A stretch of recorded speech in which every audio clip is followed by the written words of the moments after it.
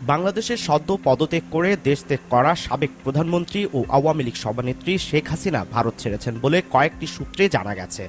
যদিও নিশ্চিতভাবে কোনো সূত্রেই বিস্তারিত জানায়নি তিনি কখন কিভাবে ভারত ছেড়েছেন, তবে তিনি আরব আমিরাতের আজমান শহরে আশ্রয় নিয়েছেন বলে ধারণা করা হচ্ছে। উল্লেখ্য, আরব আমিরাতের আজমানে শামীম ওসমানের নিজের একটি বাড়ি আছে বলে শোনা গেছে। এর আগে পদত্যাগ করে দেশ ত্যাগ করেন শেখ হাসিনা। দেশ ত্যাগের পর তিনি ভারতে গিয়ে আশ্রয় নেন।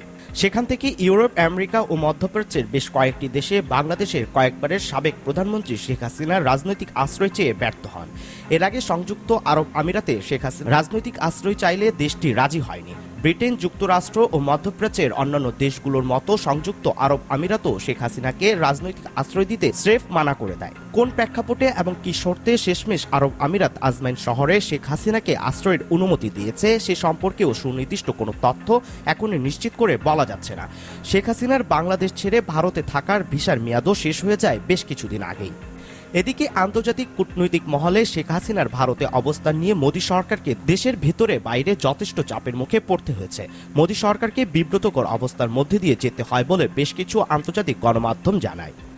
আরব আমিরাতের আজমাইনে শেখ হাসিনা ঠিক কতদিন অবস্থান করবেন এবং তার পরবর্তী গন্তব্য কোথায় সে বিষয়ে নিশ্চিত করে এখনো কিছু বলা যাচ্ছে না। উল্লেখ্য, ৫ আগস্ট বাংলাদেশে ছাত্র জনতার অভ্যুত্থানে শেখ হাসিনা বাংলাদেশের প্রধানমন্ত্রীর পদ থেকে ইস্তফা দিয়ে দেশ ত্যাগ করেন। এর ফলশ্রুতিতে সেনা সমর্থিত ডক্টর মোহাম্মদ ইউনূসের তত্ত্বাবধায়ক সরকার বাংলাদেশের ক্ষমতার ভার গ্রহণ করেন।